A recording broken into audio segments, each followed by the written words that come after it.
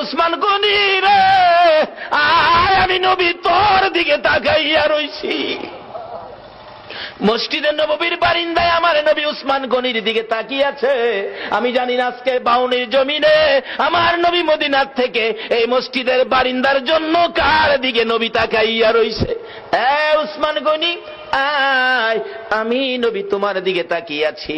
নবীজির সামনে দাঁড়াইলে উসমান গনি ডাকতেছে, ইয়া রাসূলুল্লাহ, বলুন কিসের বিনিময় আপনার চোখের পানিগুলো মুছতে পারি?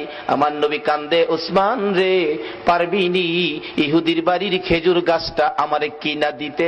আমি নবীর চোখের পানি বন্ধ হয়ে যাবে।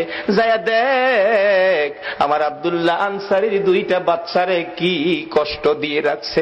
7 দিন চুলায় আগুন নাই রে, এই খেজুর গাছের খেজুর টুকায়া বলে খাইছিল। গাছটার মালিক ইহুদি, 2টা বাচ্চারে গাছের সাথে বাইধা রাখছে। একটা দৌড় মারছে উসমান গনি রাদিয়াল্লাহু তাআলা। কারা গো এই মসজিদের পক্ষে আছো? এটাই হবে আমার আল্লাহর পক্ষ, এটাই হবে আমার নবীর পক্ষ।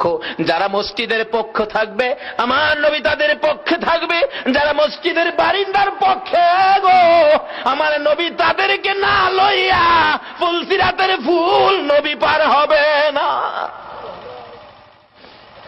উসমান গনি ডাকিয়া, রাসূলুল্লাহ কথা দিলাম খেজুর গাছ না নিয়ে আমি আসবো না।